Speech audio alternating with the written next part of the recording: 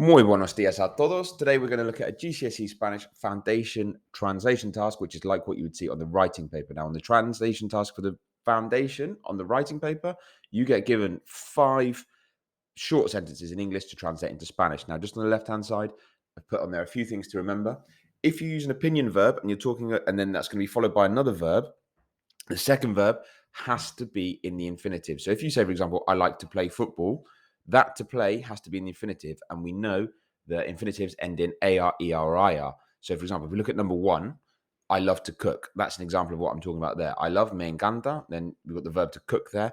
That to cook has to be in the infinitive. Okay, so it has to end in whatever word you write there, whatever verb you write there, it has to end in either AR, ER, or IR. Right, my sister always goes to the beach. Fine. If it's sunny, my friends and I play football in the park. Now, just be careful with if it's sunny. As I put on the left-hand side here, be careful with the weather. We don't use es when we're using the weather. When we're talking about the weather. I do my homework in the afternoon, fine.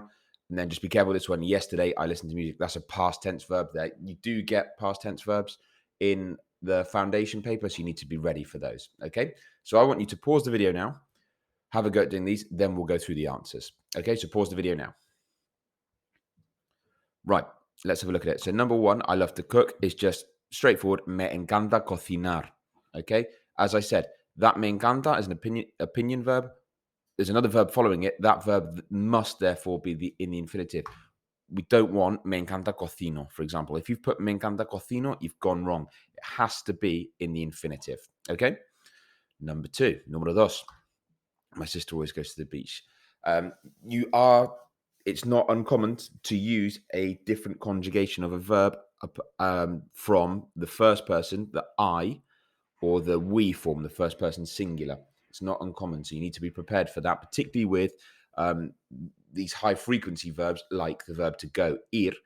So you need to be familiar with that. So my sister always goes to the beach. Mi hermana siempre va a la playa. The temptation there might be you think go is always voy. It's not. That's I go. So that would be wrong. If you've written mi hermana siempre voy a la playa, that's wrong because voy is I go. We want she goes. He, she, it goes is va. Okay, so mi hermana siempre va a la playa. Número 3. If it's sunny, my friends and I play football in the park. Si hace sol, mis amigos y yo jugamos al fútbol en el parque.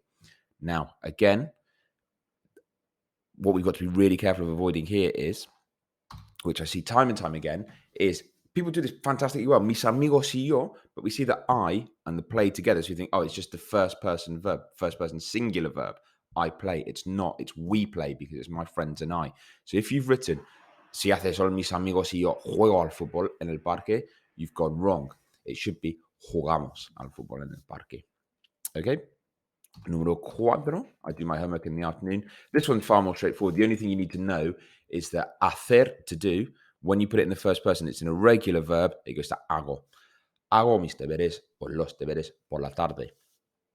And then finalmente, la última, número 5. Yesterday I listened to music. Ayer escuché música. Now, you do need to be familiar with past tense verbs. Okay, now remember, if it's an AR verb, in this case it is, escuchar is to listen.